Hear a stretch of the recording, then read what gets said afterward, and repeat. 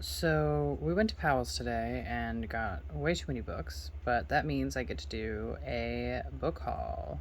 Hell yes. These are books I've been recommended recently, or books like that book has been recommended recently. A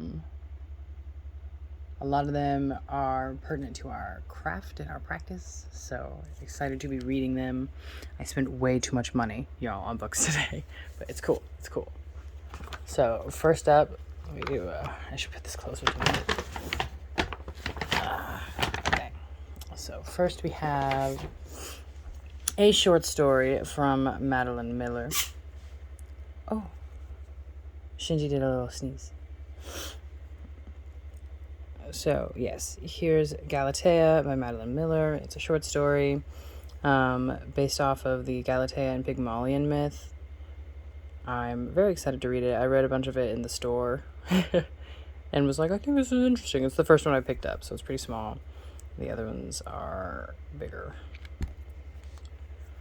So here we have the first one recommended to me for during my workshop for my creative nonfiction piece. Oh, hello, Shinji. Here you go. Are you feeling better after your sneeze? Yes. He wants to help me review books. So this is the Book of Disquiet by Fernando Pessoa. Fernando Pessoa is known for writing with a range of alternative selves, which, if you know me, that's immediately relevant to the work I'm doing. They're also all poems, so you can see that they're written in these sort of like short little entries. Yeah, are you interested in this one, Shinji? Do you like poems from Portugal? This one is one that Buck really has been wanting to get. It was the last one on the shelf. It's Glitch Feminism. I'm not going to go into this one too much because I don't know a ton about it, but it's feminism in this modern age, and I think it's going to be a really cool read after they're done with it. A lot of people at PNCA are bonkers about it. Yeah, we've been hearing about this one a ton. Buck's been recommended this book, like, I don't know, like 5-6 times? Like a dozen times. A lot of times. And then, you want to talk about Embark? Yeah, I don't know what this is. There isn't a lot of information about the author, actually.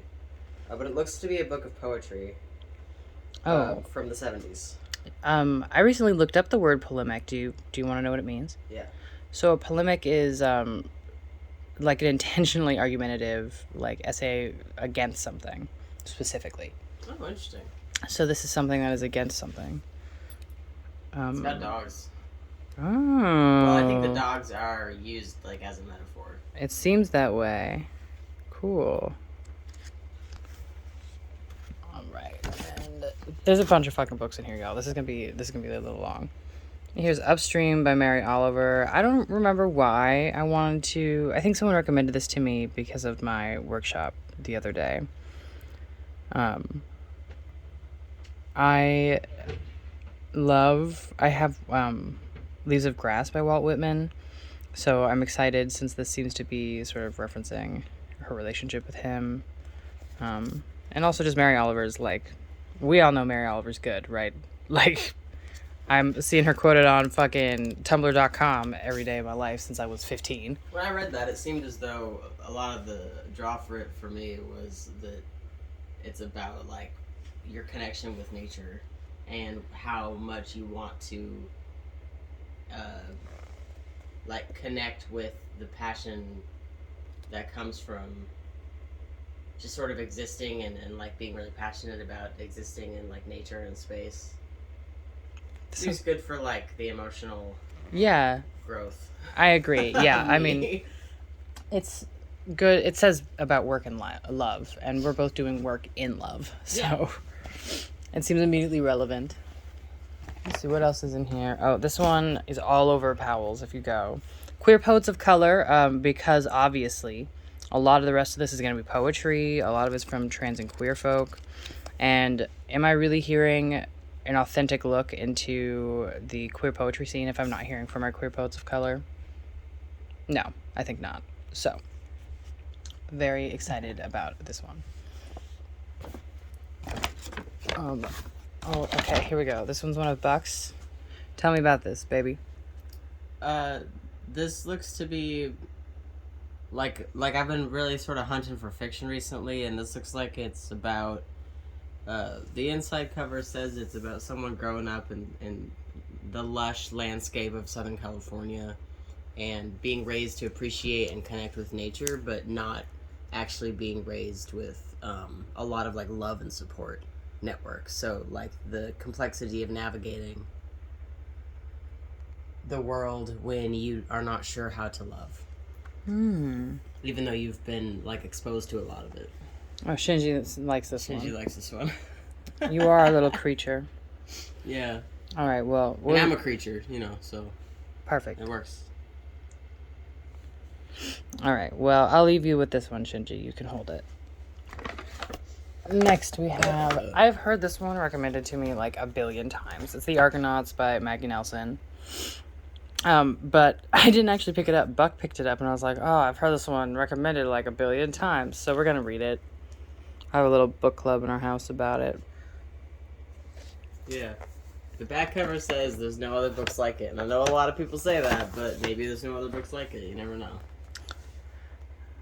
I'm also so excited for this one. So Susan Stryker's Transgender History has been recommended to me throughout the semester, like, again, a bunch of times. These are a bunch of really recommended books.